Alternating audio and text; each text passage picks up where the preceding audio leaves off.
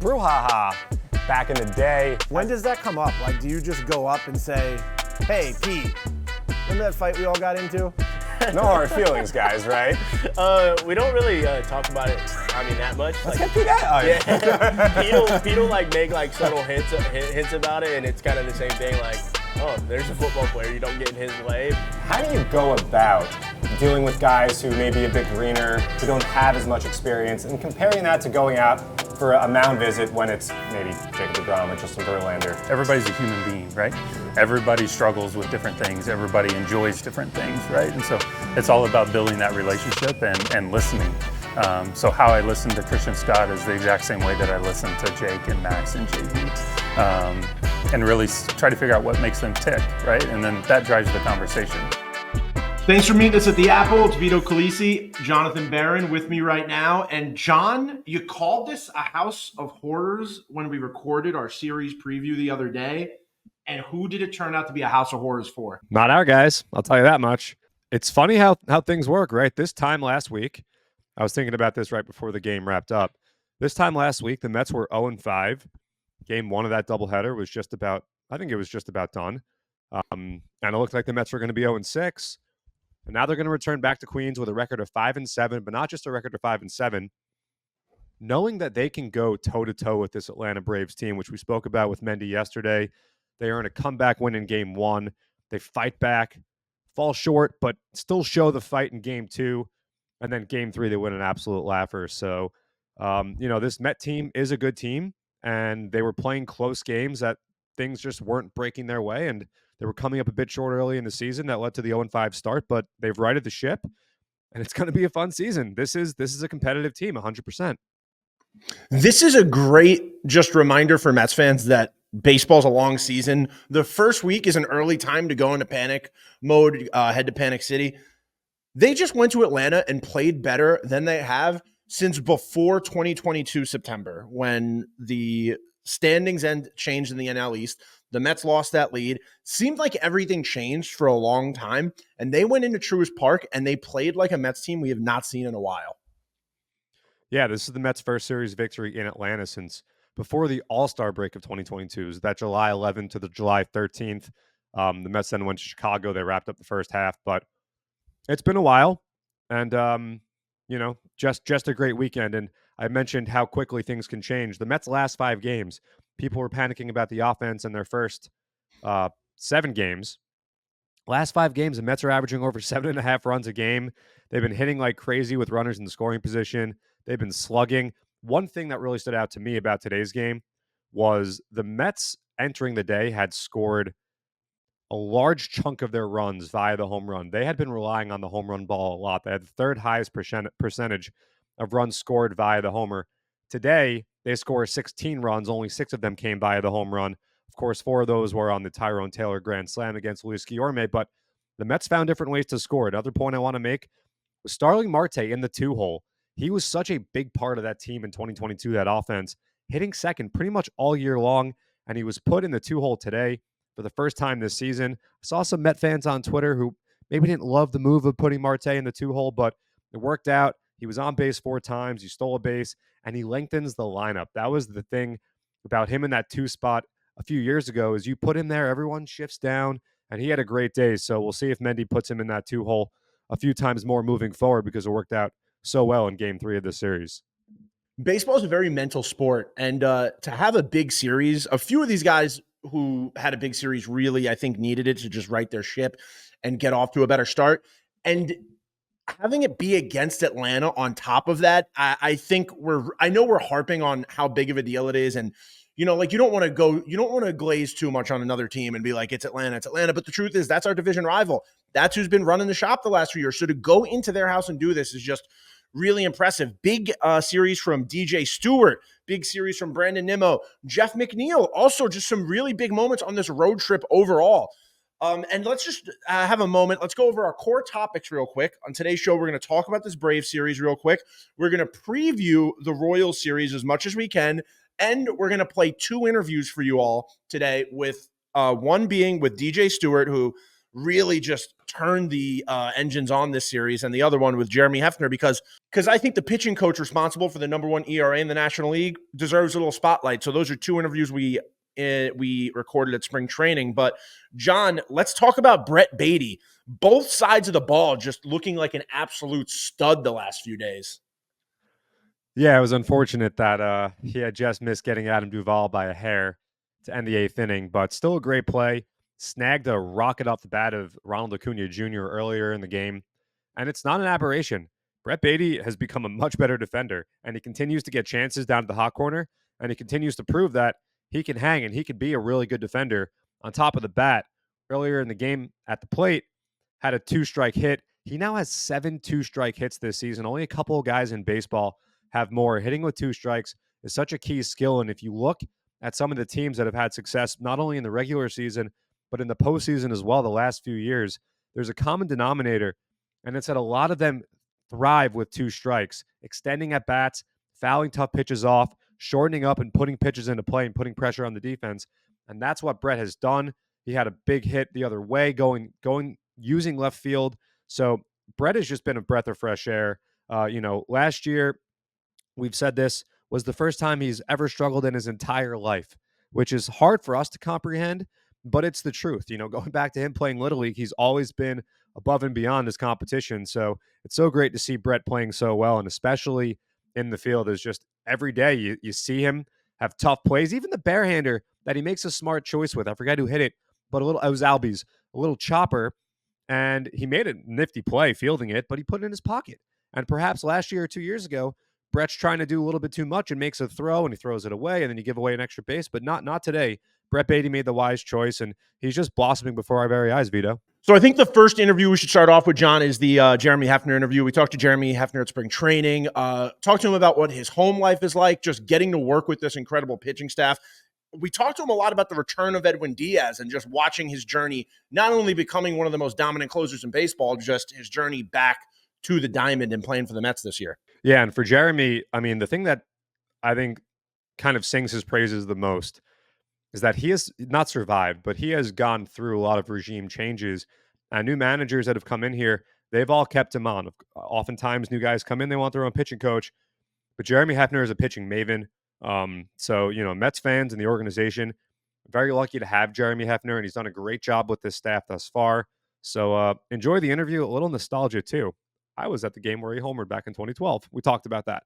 So here's our interview with Jeremy Hefner. Everybody's got a new look. It's a new year, and you got a new number, dude. Yeah, it's my boy Trevor May.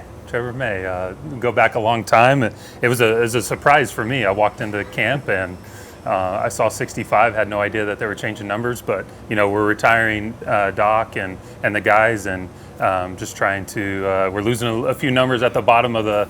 So they got to move the coaches up a little bit so they can give the lower numbers to the guys. I got to take a look at all the Mets in team history that have worn 65. Not a very common number. No, not at all. Not at all. I think Trevor's in a very small group, and now you joined the group. Yeah. So you got a new number, and you're also working with a new skipper now. Of course, Carlos Mendoza, the new Mets manager. What's your relationship been like with Carlos as he's taken over as manager for the Mets? Yeah, Mindy's been great.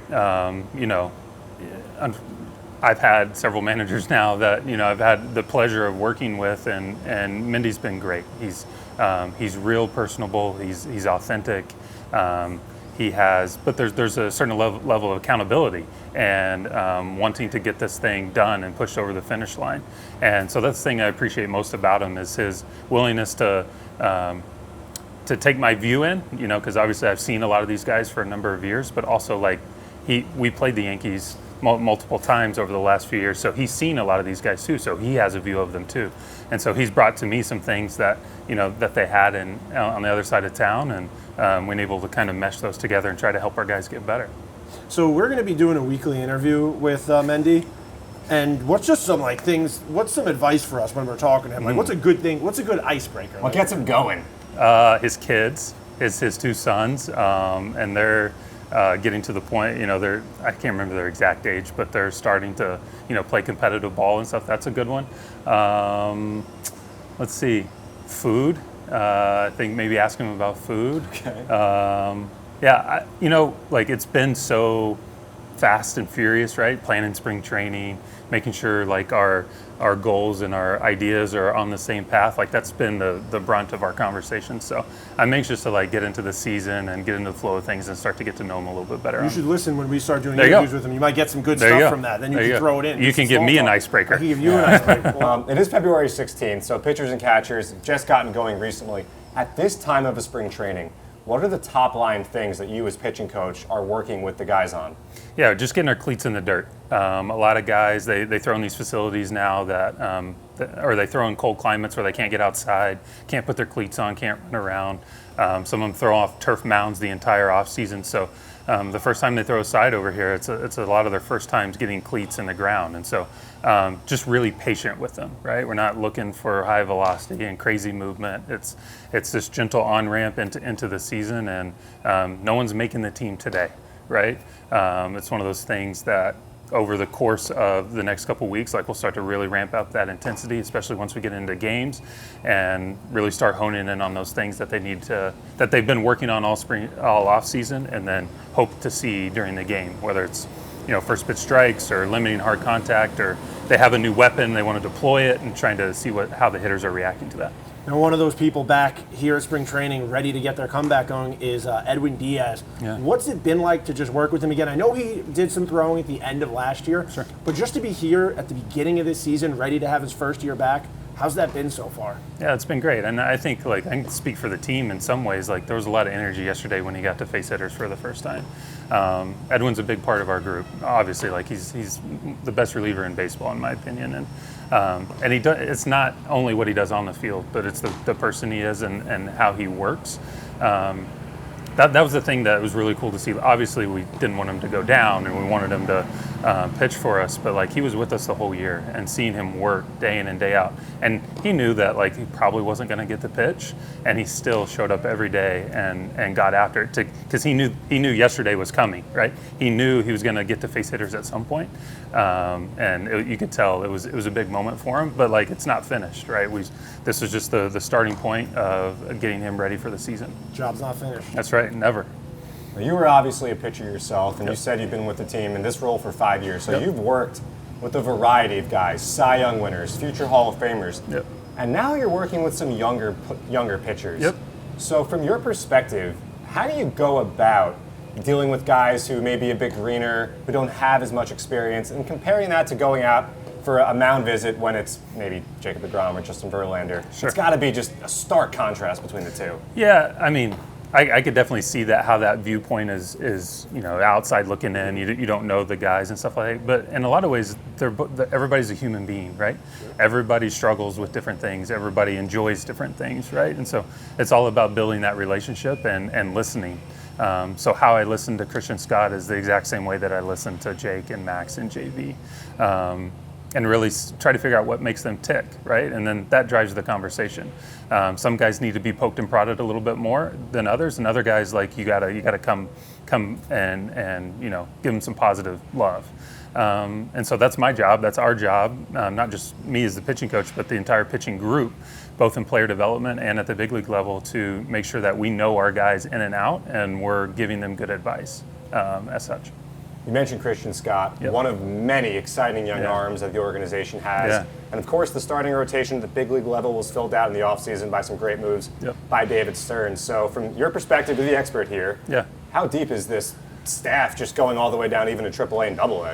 Yeah, I mean, last year we thought we had, and we did, we had a deep staff, but we weren't quite sure with Jose, with Budo, and how he was going to respond, and what a great August and September Jose had, and he's parlayed that into a really strong offseason. He showed really well today, but with Christian and Dom and Mike and even Stewart and these guys are they're knocking at the door, right? They pulled a lot of levers the right way, and now they just have these last few to pull, and it's just a matter of doing it at this point, right?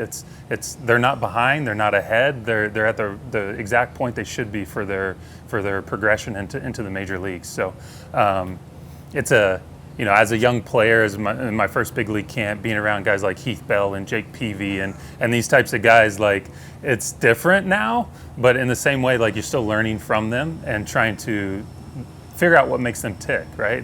Consistency and availability are what make big leaguers big leaguers, and there's a reason why there's the guys that are in the big leagues, they're there, right? And so those guys have to learn that. And some of that is just reps and starting and going to AAA and finding out what that's like, and then eventually making it to the big leagues and helping us out in Queens. You mentioned AAA. Yep. They're using the ABS system in AAA. Yep. You're here at the major league level. Yep. When you get a guy from AAA, Yep.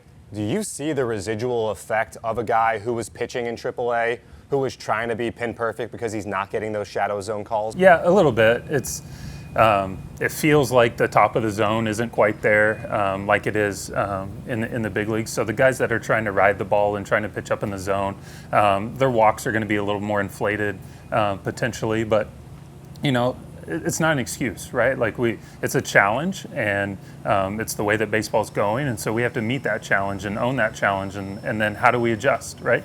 Baseball forever has been a game of adjustments, right? The old cliche, and this is just another thing that we have to adjust to, and we will, and we're going to dominate it. So you're obviously the Mets pitching coach, but you're also a coach for stars in your own life. You have some kids that you coach right now. What's that been like for you? Yeah. So all my kids, I have 13-year-old son, almost 12-year-old daughter, almost 10-year-old daughter, and a 6-year-old daughter, and they all play different sports, and that's what the off seasons are for. Pick them up for school, and then me and my wife are Uber drivers, driving them all over the place. 5 stars every time? Oh yeah, 5 stars. No tips though, unfortunately. So it's just it really is a lot of fun in the off season to obviously I'm not traveling as much and all those types of things, to really get to like be with them and be present, and because I don't get that opportunity during the season. So helping them coach, helping the guys that are leading, guys and gals that are leading their teams, just figure out ways I can help them, and it's a lot of fun, and it keeps me like grounded, right? Because I'm very fortunate that I get to be surrounded by some of the best athletes in the world and the best at what they do, and then to go watch a 13 and under baseball team, or a 12 and under or 14 and under now baseball team, and a 12 and under softball team practice. It's like, okay, like you got to start somewhere, and it's a good thing. What's your favorite sport to coach your kids in outside of baseball? I'm around when they're in their basketball season, so like I enjoy watching them play basketball. Are you running a zone or a man? Well, I'm a big man guy. Like I think zone is it's kind of lazy for me. Blue collar guy. Yeah, like man up and let's get after it. But yeah, it's natural to say basketball because I get to watch them. But like, there's nothing like playing catch with your kid and seeing them learn the game that I love and that I loved as a kid. And like, regardless of what they do with their career, like just being able to have that shared experience is it's just awesome. On the topic of basketball, you're an Oral Roberts man. You went there, and then you got drafted. Yep. Then you went back to school in 2015 to finish your degree. What made you want to go back and finish what you started? Yeah, I think part of it was a little bit of a promise to my parents, and wanting to fulfill that. And I went there for 3 years. I went to junior college for a couple of years. Then I was only at ORU for 1 year, and another. Later on, I was recovering from my second Tommy John, so it was a way for me to kind of involve myself with a team, since I was not in professional ball at that time, and was able to throw bullpens and stuff like that. And I still go, I live 35 minutes from ORU, and I'm just a huge supporter of the university and the athletic programs and what they're doing, both the basketball and the baseball. It's a golden era right now. Right. The baseball team makes the College World Series, and the basketball team makes it to the round of 64, and made the tournament. And I don't know if there's any other schools that did that. Maybe one or two. I don't know. Baseball and basketball. Yeah, we'd have to go back and look. Yeah, so my Indiana select Hoosiers company in 2013. See, I always get him in there. He loves talking about going to Indiana. Yeah. Like I hear about it so much. I'm so sick of it. Sorry. I hear about anything else. I like hearing about anything else except Indiana University. I don't care if you went to Indiana University. I just don't want to hear about it. I know. We try to limit it. Well, I have one personal memory that involves you, and that was back in 2012. I was in attendance May 29, 2012, a Mets-Phillies game. Mm-hmm. Jeremy Hefner was on the mound. And Jeremy Hefner, back in the day when pitchers were still hitting, right, hit a home run against Joe Blanton. Yeah. I remember I have two fond memories. One, it was Omar Quintanilla's Mets debut. That's right. And also, I believe I was sitting very close to your battery mate's mother that night. Do you remember who your battery mate was for that game? It was Mike Nikias. It was Mike Nikias. Yeah. All right. Yeah. Very good. Yeah, it was a, I hit in high school, and like I always fashioned athlete. myself You're an as like athlete. a really good hitter. Even in college, like razzing my coaches like, hey, I can still hit and all that kind of stuff. And then you get to pro ball and you actually get the chance to hit. And it wasn't great in the minor leagues, and there was a lot of I got all my bunts down, but it was a lot of strikeouts. So like to think that I could ever, so I did hit a home run in AAA the year before. But it was a similar. Was that Vegas or No, so Buffalo? I was with San Diego. Oh, okay, gotcha. Yeah, so we were in El Paso, we were right? actually in Nashville playing as Tucson. So before they were in El Paso, they were in Tucson, and so we were in Old Nashville. So if anybody's been to New Nashville, it's beautiful. Yeah. Old Nashville, not so much. No offense. Indiana and Nashville, you got some heat coming right now, dude. And so like.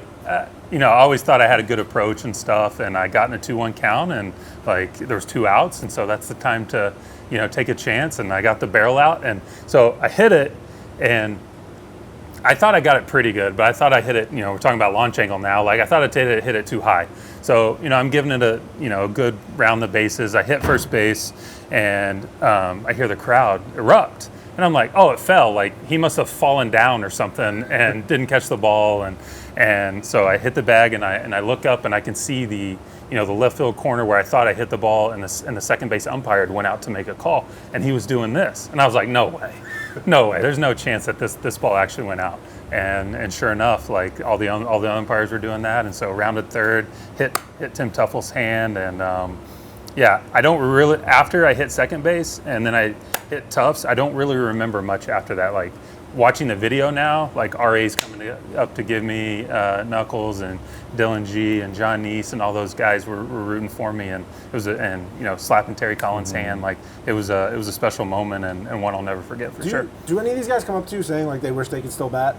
Not so much anymore. Like the older players that used to hit, like they still wish that they could hit, but The younger guys, like, I'm fine. Yeah, let me just be nasty and punch tickets. And you as a pitching coach, are you kind of happy? Like, David Cohen went up there, broke a finger trying to bunt. You hear all the time. So as a fan, I love the National League game. I'm a National League Strategy, guy. baby. Double switches. Exactly. Bring them back. But as a pitching coach, I'd much rather them not hit. Just take away any risk of them pulling oblique or getting hit on the hand and stuff like that. As a pitching coach, what was it like to watch the rise of Kodai Senga last year? Yeah. Kodai, I was just front row seat the whole time. Like Kodai's work ethic and his attention to detail is second to none. And I'm just so grateful that I get the opportunity to have more years with him, and how he adjusted to the American game so quickly.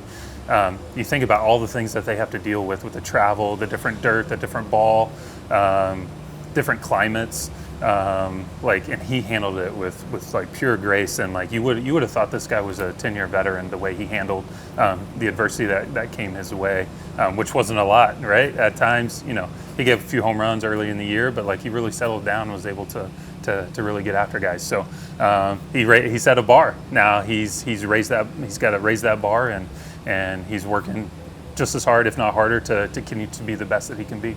So my wife is Russian. She speaks Russian. I hear Okay. her. I hear her in the background speaking Russian. I can pick up context clues. Okay. Have you gotten any better at like reading context clues at all when like Kodai's saying something before Hiro says anything to you? Like, can you pick up anything he's saying at all? So getting to know Fujinami too, like they do give me a lot of, like when I'm talking, right? They're starting to understand what I'm saying, and they'll give me a head nod, and then Hiro says it. So like I have some context of like what Hiro's saying to him, and when he starts to nod, I know like in the cadence of what I just said, like okay, he's agreeing with that or he's not, and then I'm prepared to like, okay, well why did you not agree with that, or like, and then we have a conversation. So it's the same way when like Alvarez and Diaz are talking, right? And they're talking in Spanish. Like I understand the pitching lingo a little bit and can understand the context to help. So I love that they speak Spanish to each other. Like I don't want them to feel like they have to speak English around me. Obviously I can't speak Spanish, but like I want them, the guys on the field doing the job, to like have really good communication, and that's in their natural language. You got a fellow Oklahoman now on the Yeah. staff, Adrian Houser. What's your Yeah. relationship like with Adrian? Yeah, so me and Adrian go back for a little while. We live like 25 minutes away from each other. We see each other in the off seasons periodically. Saw each other during COVID when they were throwing bullpens and just observing. Yeah, and then as soon as we traded for him, it was like, all right, I'm at every bullpen, and so getting to know him even better now over the last couple months. You're gonna find a hard worker. He's gonna come out and give it his best every single time. He's gonna control the running game. He's gonna do all the little things correct to give himself the best chance to win. And that's true about all Oklahoma guys. I'm really biased, but it's a special group and keeps growing. But there's a lot of pitchers outside of like Jackson Holiday. Like it's pitchers to come from Oklahoma. So John Gray. yeah, John Gray, Archie Bradley, Dylan Bundy, that whole group. Yep. Should I see Oklahoma the musical? I haven't seen Oklahoma the musical, so I couldn't tell you. Is Baker Mayfield elite? Is he elite Is he elite? in the NFL? Yeah. He had a really good year. Yeah, I mean, he walked into a decent team too. Sure. Like, I don't know. So I'm not the expert on NFL. Like, I'm a Cowboys fan, and Okay. so it's 8-9 or 9-8 every year. So you're a cowboy and a cowboy because you're an Oklahoma State I'm an guy. Oklahoma State fan. So you're yeah. a cowboy across Yeah, the board. That's right. That's right. Interesting. Yeah, that's right. So sorry, all Giants fans out there. We're Jets guys. So it's a okay, safe okay, space. we're good. We're good. Safe space. We're good. Well, So, thanks so much for sitting with us. Yeah. We're looking forward to this season, and we'll see you around Citi Yeah, Field. yeah. Thanks for having me, guys. Thanks, man. Thank you, Jerry. Yep. All right, another spring training interview in the books. John, we're running out of those, so we're going to be recording new interviews for you guys soon.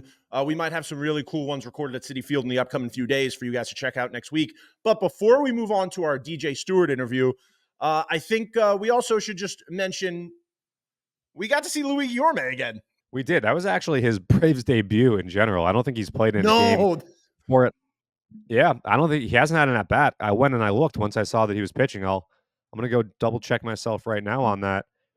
Yeah, the last time he at least took an at bat was in a Met uniform. So that was the first time that he got into a game as a Brave. So that's tough, but hey, That's rough. it's nice for the other team to be the one using a position player on the mound. So Yeah. What was his? Do you know what his ERA was? So he pitched in Milwaukee last year when the Mets went to Milwaukee in April. He pitched in one of those games, and he actually pitched a clean inning. Today was the worst outing he's had on the mound. He allowed 4 runs today. Prior to that, he had allowed just 2 runs in 3 appearances. So he, no pushover. So don't sneeze at that Tyrone Taylor grand slam. No sneezing, please.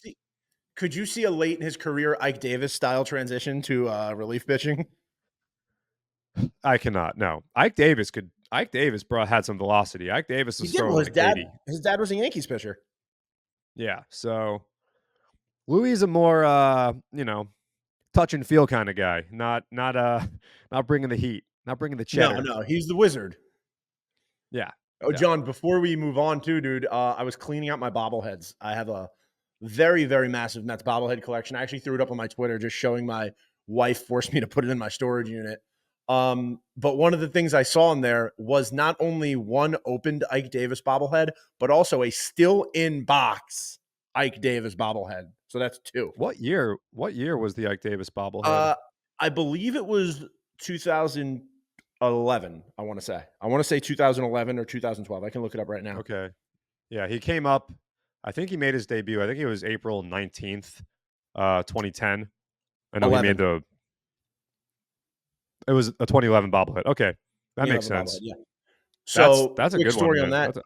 It was camp day at Citi Field on Ike Davis bobblehead night. Well, it was summer camp night. It was a night game, and it was camp night. So there was one of those games where you just saw tons of kids all over, like in matching T-shirts.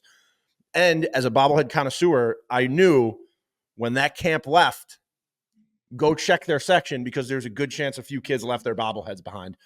I got like 6. So you were at the game as a not camper, and you hawked on and banked on a camper leaving their bobblehead behind, and you went over when they there left. And When they left, I didn't do it while they were Okay. still there. I would never do that. But after you they shake left, the it kid was down like for his bobblehead doll. after the game ended, I was leaving the game, and I was sitting like one section over from the camp. So I said, you know what? I'm going to go over there. I'm going to see if how many bobbleheads got left behind. I walked out like a rich man. I was full of Ike Davis bobbleheads. I can see it now. Do you want one? Sure, I'll take one. All right, I'll there's give you an Ike nothing Davis immoral bobblehead. about that. All No, right. I'll give you an Ike Davis bobblehead, dude. I was a big Ike guy. Still am a big Ike Davis guy. Dude, speaking of Ike Davis bobbleheads, the Cyclones put out an Ike Davis bobblehead, I think. It was one of the minor league affiliates. The one that I have is just him, I think, batting. But one of the minor league teams did the Ike Davis over the gate Over the railing? catch. Yeah, because he did that, twice in like a month? Yeah, he did it in his big league debut, and then he did it in that crazy comeback the Mets had against the Nationals, and I think it was May of 2010. I think Brian Bruni was the national reliever that came in and just completely melted down a former Yankee reliever. That was a great win, one of the best games of that season. But yeah, Ike made a couple. Ike was Ike had a huge year in 2012 as well. I feel like I was the first person to own an Ike Davis jersey and the first person to own a Daniel Murphy jersey because I bought those like pretty early on. I had a D Murph jersey about 3 weeks into his career. I had a Daniel Murphy jersey so early they didn't sell it. I had to go to Stitches and get it made. Who did he hit his first career home run against? Quick.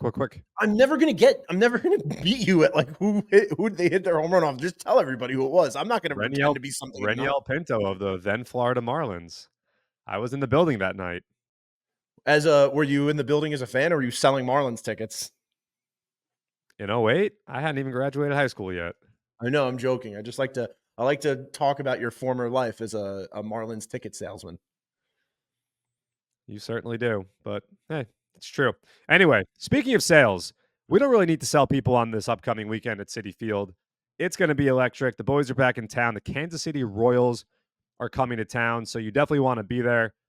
Friday night, we've got a great matchup on the mound. Old friend Michael Wacha will pitch for the Kansas City Royals. At least that's what's slated to be the case. Wacha's been good for the Royals. Vito, get this. He has pitched for 6 different teams in the last 6 seasons. Ooh, so he's a grid god. He is. Yeah. Cardinals in 2019, Mets in 2020, Rays in 2021, Red Sox in 2022, Padres in 2023, and the Royals now this season. And Wacha was actually really good for the Padres last year. He had a 3.22 ERA and like 134 innings. So good to see Michael Wacha continue his strong career. Of course, he came up shortly after he was drafted, pitched in the 2013 World Series. So he'll be on the mound against Luis Severino, and we hope to have some fun surprises for Louis. For Sevy on the mound on Friday after, of course, you guys heard it. He came on the show and he talked about with Vito, and I just sat there and nodded my head and tried to get involved in the conversation because I had no idea what they were talking about. Big Dragon Ball Z fans. So hopefully a lot of strikeouts on Friday and hopefully a lot of Kamehameha. Is that correct? Did I do that correctly? Kamehamehas. Man, that episode, I would say, was over 9,000. Is that another Dragon Ball Z reference that went right That over is my another head? Dragon Ball Z reference that I just Kamehameha over your head. I did a spirit bomb to gather all the energy to make that little reference. Yeah. But, well, John, Royals in town this weekend. I don't know about you. Every time the Mets play the Royals, which obviously is more normal now that you play every team, but I hate the Royals with all of my heart. I'm not going to act like they're a top 5 Mets rival, but for me, they hold a special place in my heart, and I want the Mets to beat the Royals every single time they play them. I don't like that team. They cause me a lot of pain and financial ruin. The Mets actually have not hosted the Royals at Citi Field since 2016, June of 2016. So it's been a long time. They opened in Kansas City in 2016, watched the Royals get their rings, and then the Royals came back later on that year. That's right. Yeah, the Mets went to KC in 2019. That was August 2019, and then the Mets went to KC last year. But the Royals haven't been to Citi Field in a long time, and they've got an exciting young team as well. They were putting a hurting on the Astros today. They put a hurting on the Astros yesterday. They've got one of the most exciting ball players in the league, Bobby Witt Jr. It's going to be a great shortstop series. You've got 2 shortstops that were 30-30 last year. Bobby Witt Jr., of course, and Francisco Lindor, obviously. So that'll be a lot of fun. Bobby Witt, one of the best young players in the sport. Sal Perez is still doing it. He had 10 RBIs entering today. Sal Perez, hot take. I think he's headed to the Hall of Fame. It might not even be a hot take, honestly. He has had a great year. 8-time All-Star, 5-time Gold Glove winner. He was the MVP of that 2015 World Series. He just continues to chug along. When all said and done, he could have 1,000 RBIs behind the plate as a catcher. Sal Perez, man, 245 career home runs. He has had one heck of a career. Pains us to talk about it, of course, but got to give credit where credit's due. He actually was not. Do you know who the catcher was behind the plate for the final out of that World Series? It wasn't Sal. He left the game. It was former Met farmhand Drew Butera, who was traded by the Mets for Luis Castillo. He squeezed the last out. So, yeah. Yep. So it'll be a lot of fun, though. Then you got Sean Manaea going on Saturday, and the Mets not sure what they're going to do on Sunday yet. That's the spot that Julio Teheran pitched on Monday, so we'll see how the Mets choose to handle that on Sunday. And, of course, as we've spoken about a lot here on the podcast, Sunday is going to be a very special day at Citi Field. Make sure you're there. Arrive early as well, as the Doc Gooden ceremony will start around 1 p.m., and then the Mets and Royals will get things going for the final game of that series at 1:40 p.m. But, Vito, how excited are you? I know we talked to Mendy about this, but how excited are you for Doc Gooden Day? Dude, I love a number retirement. As a person, I'll tell you a story about Doc Gooden. I went with Jay Horowitz to fantasy camp a few years ago. And Doc is one of the beloved coaches there. Doc goes most years to coach the fantasy campers. And some people will just show up to the grounds and just try to meet some players and stuff. And there was a child who was there with his mom who ended up talking to Doc. And the kid had his own podcast. He had like a YouTube show. And when I say kid, I don't mean like 15-year-old. I'm talking about like this kid couldn't have been older than like 10 years old. And Doc sat with him, and the kid interviewed him just about Doc's career, asked him about his pitching style, his favorite moments. And then when the interview was over, Doc sat with him even longer because the kid told him he was a pitcher himself. And Doc was showing him grips. And Doc was showing him how to throw a cutter, how to throw a slider, how to throw a curveball. He was going over different grips with him. And then he said to the mom, you can take my number, and if he ever needs any help whatsoever and he just wants any advice, just feel free to call me and I'll do what I can. And like that was just a genuine moment. And if you talk to people about Doc, they will have thousands of stories like that. He's just an incredibly good human being who unfortunate things happen in his life, but up to this point, he will tell you he's happy that he can help other people at this stage in his life and learn from the mistakes that he made. But that watching that happen in real time is one of the most special things I've ever seen. And like, I hope that kid remembers that throughout his life the way I remember that. Yeah, that's really special. That's really amazing. I have not quite the same story with Doc Gooden, but I'm from Marlboro, New Jersey, and I played Marlboro Little League. And every year there'd be a big dinner, and they would bring a player in, a big league player. And the first year of the Marlboro Little League dinner that I attended, Doc Gooden was the former big leaguer that came. And as I found out later on, the former big leaguers that would come, they'd show up, they'd do the time that they were required to do or paid to do, I guess, and they would get out of there as quickly as they could. The second it was over, the second they fulfilled their commitment, they were gone. But not Doc. Doc stayed the entire time. He gave every single kid that approached him. And in New Jersey, especially at this time, this was probably like 99. So I guess at that time point, he probably wasn't even retired. Yeah, he wasn't. So you had Mets fans who had admiration for Doc, and you had Yankee fans who had admiration for Doc as well. So every kid there wanted to talk to Doc, get an autograph, get a picture, so on and so forth. He gave so much time and so much thought and care to every single child that was there, including myself. I remember it very fondly. And those are the kinds of things that as a kid, all these years later, 20 plus years later, here I am on this podcast talking about this incredible interaction that myself and my friends and my teammates and all these kids in Marlboro Little League had with Doc Gooden. So like you said, he's an incredible person. And, we're all so excited to honor him on Sunday. So definitely make sure you're there on Sunday. The first two number retirements. Second will be Darryl Strawberry, who Gary Cohen mentioned today when they were talking about the last time the Mets had beaten the Braves by 12 runs or more. Part of the big offensive explosion this week was thanks to DJ Stewart, who hit not one but two-run home runs in the series. And DJ, say what you want, the on-base percentage at 370 and the slugging percentage hovering right around 500. DJ has found a way to get on base, even though he hasn't necessarily been hitting as much as he'd like to. But DJ's got a good bat. We know that. And Vito, we actually had a chance to sit with DJ Stewart back in spring training. We did, and we're excited to share this interview with you guys. And, say what you want about his batting average and say what you want about performance this year, but every day is the new start to a season. And you could say that home run on Monday night was just an energy-changing moment for this season. We could look back and say, maybe that was one of the moments that kind of like started the Mets off on this hot run. Because like we said, the last few nights of Atlanta has been a power surge we really didn't see from this team the last week of the season before this trip. So it's really exciting to have done this interview with DJ. It was a really fun conversation, and here it is, our interview with DJ Stewart. Hey, Mets fans, I'm Vito Calisi. This is Jonathan Barron and DJ Stewart. Thanks for meeting us here at the Apple. We're here at Port St. Lucie at Major League Spring Training, and just how's it feel to be back with the boys right now? Yeah, it feels great.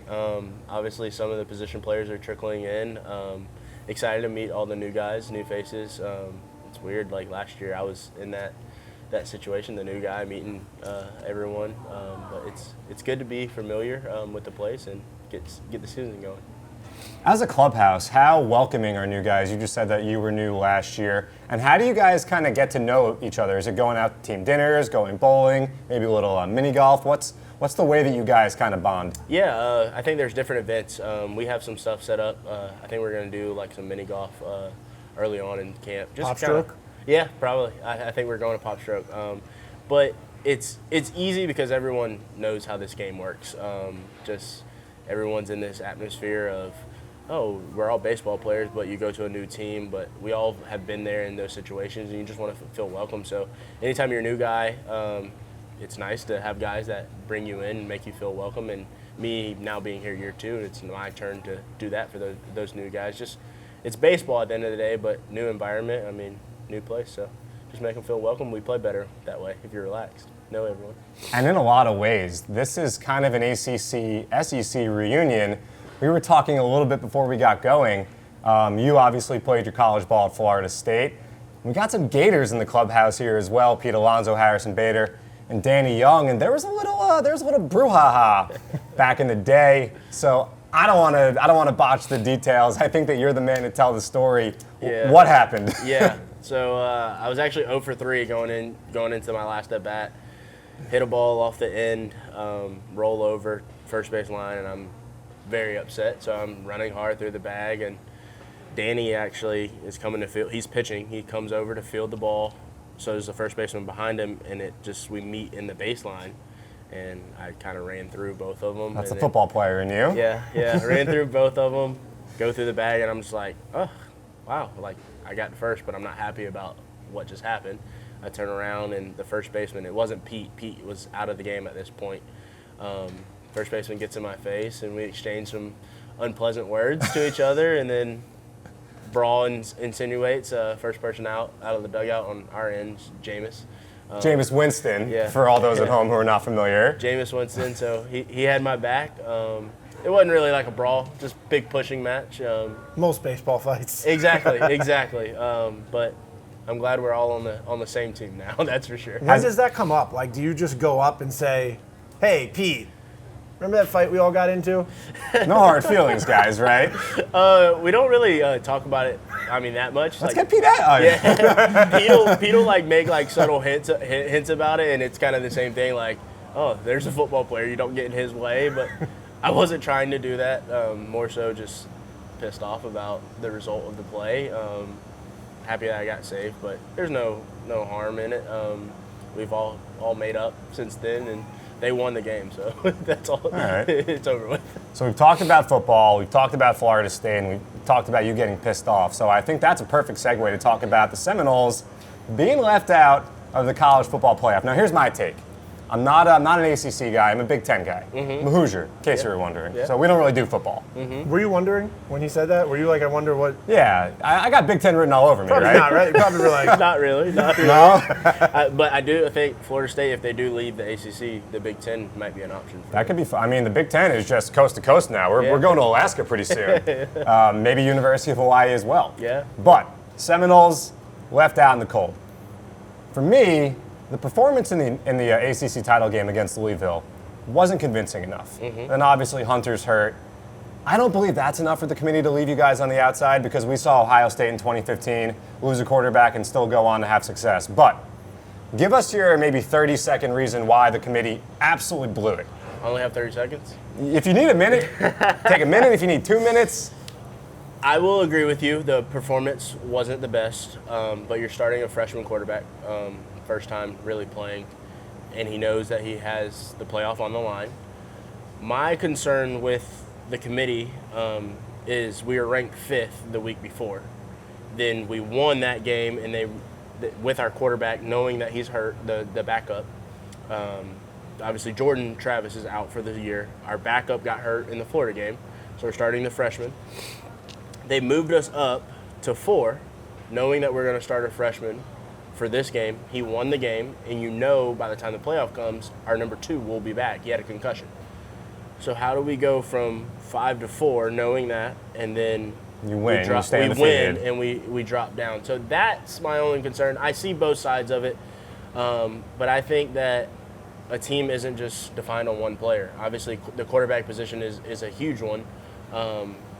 Jordan Travis is unbelievable quarterback, elite player, but I think as a whole, the team that we had could have competed in the playoff. Dude, my school wasn't even considered. What's that? I went to School of Visual Arts, art school in Okay, Manhattan. And okay. we didn't even, nobody even mentions us. Yeah. Probably because you don't have a team. No, we don't. There's not, no. But Vito's a great video editor for it, so Yeah, that's what's up. So everything you're seeing right now in the edited version, that was all me. Yeah, That was all, So you're excited for the expanded college football playoff, obviously, Yes, right? yes. You don't think it's too much? I don't. I think they're going to 12 teams, right? I thought it was 8. 12 would be crazy. wow, 2 guys went to college football schools. They don't even know what they're talking about. By the way, Michael Penix. I don't pay attention to the playoff anymore. We're boycotting Because it. it's garbage. Because it's garbage. Exactly. Michael Penix, before he went to Washington, you know where he played, right? Indiana. Okay, Indiana. see? It's all coming full Oh, circle. It's all you know, coming. the amount this guy talks about Indiana. I'm going to tell you, you have a teammate. I thought it was a basketball. You have a teammate who played for Indiana, Not right now, it's not. and he wants to quiz him on just Indiana trivia. It's Sean Minaya. Oh, really? He's at Indiana State Sycamore. I did not know that. Yeah, Larry Bird's alma mater. I did not know that. Now we have something we could bring up Indiana. I've heard you credit Colin Hetzler a lot. I had the chance to talk to Colin last week. The guy knows hitting forwards and backwards. Talk about at length what Colin helped you with and how he kind of helped you succeed last year. Yeah, we made some adjustments with my swing as far as like I was more of a just stagnant like guy, just like go at the ball, but I was lunging too much, so we started doing like a toe tap drill with these plyo balls to kind of allow me to stay back on the ball, and I was like, I kind of like this, like it's like I'm seeing results in the cage, and I like how it makes my swing feel. I was like, what do you got on me trying it in the game? He goes, I love it. Like he loves trying new things. So we go out, game starts. First pitch I swung at, it was like 110 double off the bat, and I was like, hey man, we have something here. So we just kind of continually worked on it, different things, and obviously I was playing well down there, got the call to come to the big leagues, and still, I mean, I took the same things we were working on down there to the big league level, and just kind of showed the big league hitting coaches what we were doing and just try to get better at it, and that's what I did this offseason, and I'm looking forward to showing it this year. And is that kind of how it always is? You know, you've obviously had so much success getting to this point, but you're always looking for new things and new ways to get better. Is that just an everyday thing, even as a major league ball player? Oh, 100%. I mean, any little thing that you can take from a coach, a player, like everyone's trying to make the New York Mets better. Any way that we can get better as a team, you're open ears to it because you want to get better, you want to help the team.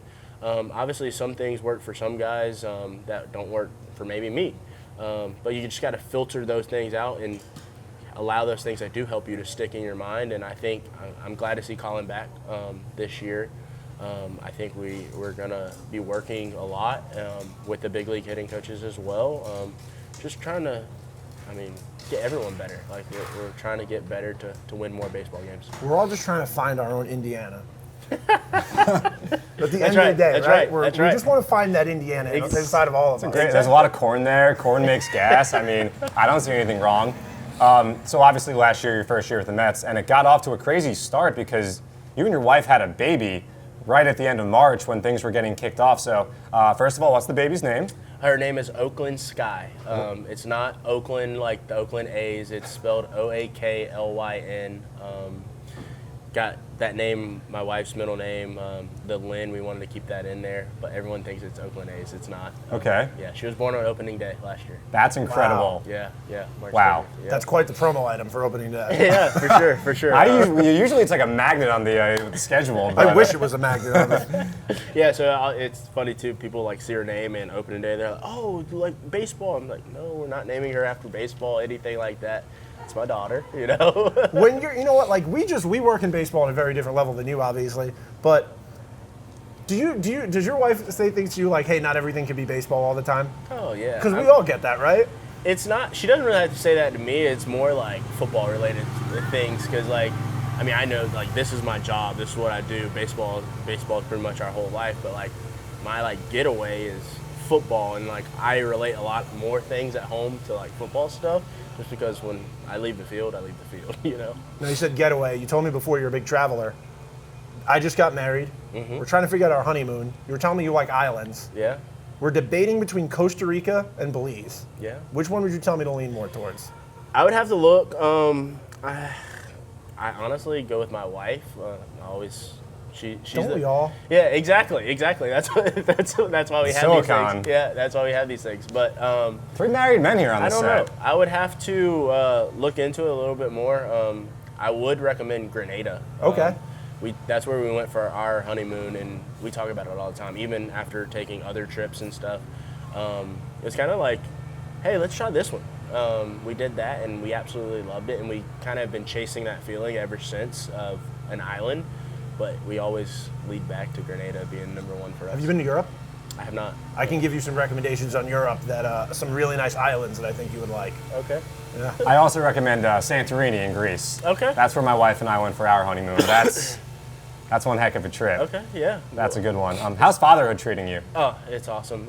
She's walking. She started walking at like 9.5 months. What about crawling? I have an 8-month-old, and she hasn't started crawling yet. I don't know if I'm not It's coaching coming. her right or. No, it's coming. Yeah? My daughter was the same way. We'd put her down on her stomach, and she'd kind of like plank, put her arms and legs up. And then one day she just like started army crawling a little bit, and then she was off. That's more stressful, right? Now you have to worry about. Oh, it changes everything, dude. You can't just plop them on the couch and make yourself a smoothie. They're on the go now. Just wait till she starts walking. We were moving into our house down here, and I was like walking into the garage. Our garage and laundry room's like right next to each other. I left to go get something out of the car to bring inside. I come back in and I hear screaming. I'm like, what is going That's on? never a good feeling. Yeah. She's in the laundry room because she was looking to see like, where did Daddy go? Oh my God. And she's lost because she doesn't know the new house. And I'm like, it's okay, but she's right behind me. How does she like being at baseball games? I mean, Well, I guess she was only what, like seven months. She's kind of all over the place. Doesn't really know what's going on. My Is she wife, here? Yeah, they're here. They'll be here for games. So I'll have to update you when she now that she's a little. We're gonna get a lot of updates from you throughout the season, just on vacation spots, baby upgrades. We're gonna Florida State, how spring games are going. We'll set up a measuring stick in the clubhouse, and we can see how tall your daughter is getting. Yeah, for sure. What's your quickest diaper change time?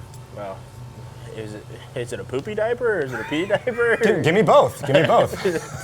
I'm pretty quick with the pee diapers. Yeah, pee diapers are a blessing. Yeah. When it gets a little stingy down there, I gotta call in the wife for real. Oh, you're calling call the bullpen? Oh, yeah, for sure. You need the closer. Yeah, for You need sure. Edwin. I can't do it on my own. Play the trumpets. I'm gonna be honest. Play the trumpets. Yeah, next time that you call her in, just hit Narcos, and that'll be how she knows to come out. For sure. All right, we got a segment that we like to call Meet the Met. Mm-hmm. We're going to hit you with some quick questions, and you'll just spit out your answer, all right? Okay, cool. All right, first one. What is your lock screen photo on your phone? My daughter when she was first born. Who's the best TV dad?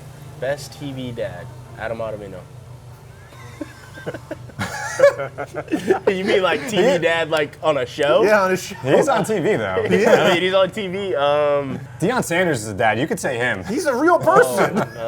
Our trainers are gonna, if they see this and you said Dion, we go into it about the prime. They all got the prime glasses and give me a hard time. They were on Dion's bandwagon. I was like, as a football realist, I'm like, they're going to struggle. Yeah. They're going to struggle their first years. He's going to build it. And I was like, they're going to win 3 games. Obviously, they won 4. And so they give me a hard time about it. I love Dion, but they just give me a hard time about it. All right. TV Dad, I'm sorry. Yeah, you're good. I don't know. Next No, question. Adam Ottavino, perfect answer. Good one. Go-to pregame meal. Go-to pregame meal. I like to eat light just because I don't like to feel like weighed down. I'm going to say acai bowls. All right, that's a good one. What's your dream car? Dream car. Probably the Lamborghini Urus, the SUV, or Bentley. Either one. Pretty classy. Can't go wrong. Yeah. Favorite emoji to use? Favorite emoji. I don't really use a lot of emojis, but it's probably the kissy one, and it's to my wife. If you could have one of your teammates babysit Oakland, who would it be? One, I'm going to go Rayleigh, just because he has, I think, 4 kids, and they kind of helped us out like this year on the road, just like him and his wife. I love that. So I think he has it under control. Where do you want to travel next? Where do I want to travel next? That's a good question. Seems like I asked the good questions that you have to think about. Yeah. I'm going to say Hawaii. I've been there before, but it was when I was younger. I just kind of want to go back. I loved it. Did you? I went last year. I'm not that's gonna lie right. to you. I literally was like, I this- don't want to go to Hawaii that badly. I don't get it. It's the States. If Mm-hmm. I'm traveling that long, I want to be outside of this country and not paid American prices. Yeah. I got to Hawaii. I fell in love with it. I was throwing shakas up everywhere. Oh, yeah. When you're driving, if you let somebody in, they throw you a shaka. So I was letting everybody in and just Yeah. get some of those bad boys. Yeah, I went when I was like 11 years old. My uncle was stationed there, and I remember loving it. But it's been so long. I want to enjoy it as an adult. So see what it's like now. All right, last one for me. I have one more Okay. after. All right.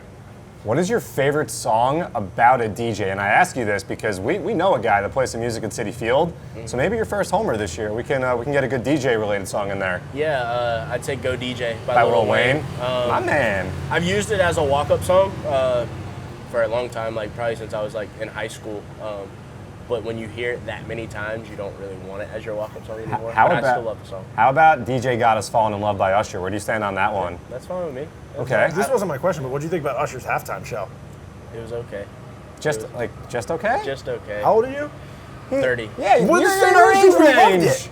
That was like your childhood, your adolescence. He's saying burn. Like, I couldn't Yes. believe he did burn. But you said the performance as a whole, like it was just okay for me. Just okay. So then what would have made it better? You know what? Or what's I don't like doing podcasts. Here we go.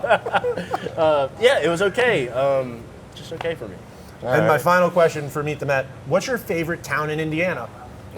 All right. DJ Never Stewart, been. you gotta check it out. Thanks so much. Yeah, They thank call it you. the Hawaii of the Midwest. I got you.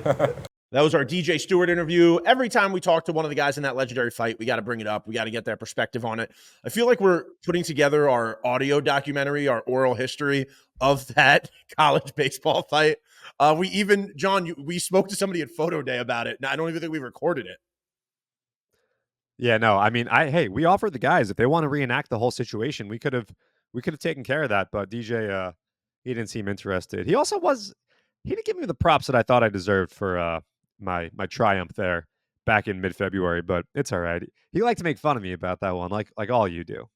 We were having a fun time, and one thing that I realized in that interview, listening back to it just now, before the interview started, it was right when that Joe Rogan moment. I just did the thing where I mixed up Joe Rogan and Dana White that that interviewer did the other day. But it was that interview with Dana White where in the middle of it, he said, "I don't do podcasts," and he got up and walked away. And right before we started, DJ made a joke and said, "How mad would you guys be if I did that to you during this interview?"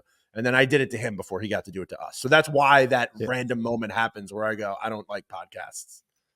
DJ is like deadpan funny. He, it's not over exuberant, but like he's got a good sense of humor. He was funny. Really enjoyed talking to DJ and really enjoy watching him hit a couple huge home runs for the Mets this week down in Atlanta. And I look forward to seeing that power continue as the Mets come back to town this weekend. And let's do a little bit of Around the City where we talk about what's going on at Citi Field this weekend. Now, John, I want to start a new thing where we give each other a quick rundown of what we're going to eat at the ballpark this week. So what is your plan for this homestand? What are you most looking forward to snacking on for dinner? That's a good question. I'm usually a media room salad bar guy. I always feel like you can't go wrong there. But I do also want to expand my horizons. What's new this year at Citi Field really, really got me excited for a lot of the fun food that is now offered at Citi Field. I mean, there's always been great food, but there's something about this year's food that I've just been like, I gotta start broadening my horizons. So I've heard a lot about the fried rice out in right field. That's what I'm And getting. yeah. Well, we can't have the same answer. That's no fun. No, You no, gotta I'm you gonna gotta give my own readjust. answer. I'm gonna give my own Okay. answer, but I'm saying I am gonna eat that Okay. as well. Like I've been Yeah. wanting that. I've been wanting that the last few weeks. It wasn't open when I went Yeah. down there at the end of the doubleheader the other day. So I'm just on your side. I'm saying that's a good choice. Yeah. You know what else is really good? I got this a few times last year. It's not new at Citi Field, but if you haven't gotten it yet, I really highly encourage you to do so. It's in the right field corner, and that is the Goya stand. The Burrito Bowl at Citi Field, possibly the best bang for your buck at any ballpark, any cuisine whatsoever. You get so much food. They have all the fixings, jalapenos, great guac, sour cream. I think there's what's the cheese called? Uh Queso. Queso. Yeah, yeah, whatever. You know that's not my jam, whatever. So that's why I don't really know what it is because I've never really had to utter the word when I'm ordering. But the Goya Burrito Bowl is just incredible. And depending on what you put in it, it's really like it can be a clean meal. Like Oh yeah. it's not necessarily an unhealthy thing. Like you can get brown rice, black beans, get a protein. You don't have to get the queso and the cheese and the sour cream. You could just get some guac. And that's like a clean thing that you'll feel good, a protein heavy meal. So say you get out of work at like early that day. You get out of work like 3-4 o'clock somehow. You run to the gym, you get a good pump in, and then you wrap up your night with a burrito bowl stacked with chicken and steak. Come on. Hitting the macros, watching the Mets hit home runs. How can you beat that? No, you can't. All right, John, I know what I'm going to get this weekend outside of the pop rice because we got a lot of days. I mean, the Mets are home for a week at a time. 6-game homestand. So I'm going to be getting one. I think I'm going to get some boba. I think I'm going to have some boba this homestand. That is located right by the pop rice stand out in like center field. So these stands we're talking about are right near by where Pat LaFreda used to be on the field level. Out to the if you're looking at Shake Shack to the left of it. But I think I'm also going to go to Takumi and I'm going to get the burrito because I had the burrito at What's New and it was so good. I really would like to have a burrito at a game, but you know what? We just said burrito bowl, so I don't want to double down on burrito. I feel like that's too similar, so I feel like I have to give another answer. You All do. right. Come on. Ballpark classic I haven't had this year yet. Don't say hot dog. Not saying hot dog. I would say hot dog on steroids. Sausage and peppers. Yeah, I'm gonna get the old premio sausage and peppers. That's the best ballpark smell, and I'm not gonna listen to anybody else tell me otherwise. Nothing beats sausage and peppers. You can't debate that. It's so good, especially there's nothing better than sitting above a section where they're cooking it and you just get that grilled onion and sausage smell for the whole game. Oh yeah. 3:30. I always try to just walk around the field level around 3:30 when they start sizzling things up because that is the most pungent and the most delicious of all the ballpark smells. So it's it just gives me the feels whenever I get those smells. That was very millennial of you. Did you know that Gen Z like really doesn't not like us millennials? No, I mean, I don't know what we did to them, but well, anyway, let's wrap this one up, John, because you got places to go and I got to start editing this to get this to the people. We had 2 great interviews, one with DJ Stewart, one with Jeremy Hefner. We got the doc ceremony coming up this weekend. And John, before we go, I got one quick doc story for you that I forgot about until we were recording just now. A few years ago, Doc was at MLB Store and he was signing autographs when the 30 for 30 came out, the Once Upon a Time in Queens documentary. And I worked a block or two away and I biked into work that day and I saw a giant line outside and Doc Gooden was there signing autographs. So I like literally just went over with my bike, my folding bike, my tiny little folding bike that I had to fold up and put in a bag to bring up to my office building. I folded it up, brought it into the meet and greet with me. And then as Doc was signing the autographs, he stopped and was just awed by my bike. And he started asking me questions about it, telling me that he wanted to get into bike riding and just was really interested in my bike. Did you tell him to follow you on Strava? Strava. Oh, sorry. Damn it. You're thinking about stevia, dude. All right, go on. Sorry.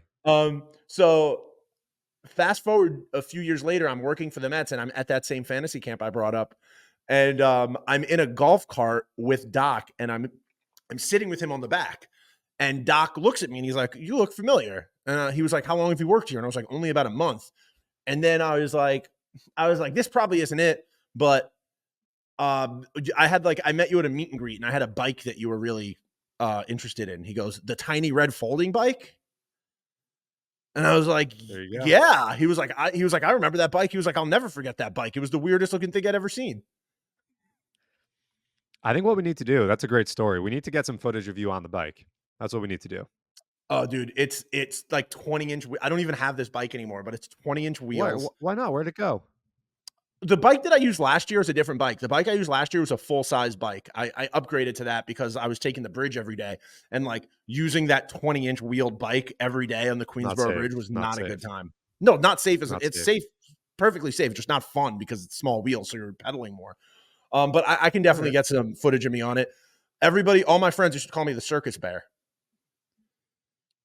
I might have to start. I mean, as long as you're okay with it, I might like to call you that. That's a good one. Yeah, I mean, circus you brought bear, it up. I wouldn't have known. So a big man on a little red bike.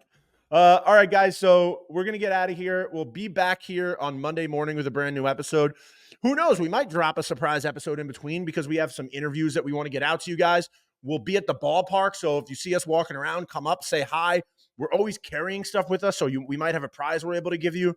And some fans were outside by the Apple, and they got a little prize from us. So if you are standing outside Citi Field meeting anybody, and you happen to be subscribed to our podcast and we meet you, you could be in for a big prize. So always be thinking of that. yeah, maybe we do that this weekend. We won't give the day though. Maybe Saturday, maybe Sunday. Who knows?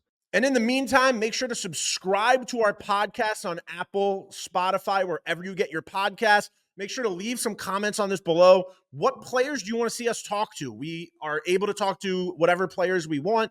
We just need you to tell us, who do you want us to talk to? So make sure you make yourselves heard. We'll talk to who you want us to talk to. Put in a question. Put in who you want us to talk to and what you want us to talk to them about. And throw us some ratings, throw us some reviews, and be out by that Apple subscribed, and you could win something. We'll meet you at the Apple soon. Take care, folks.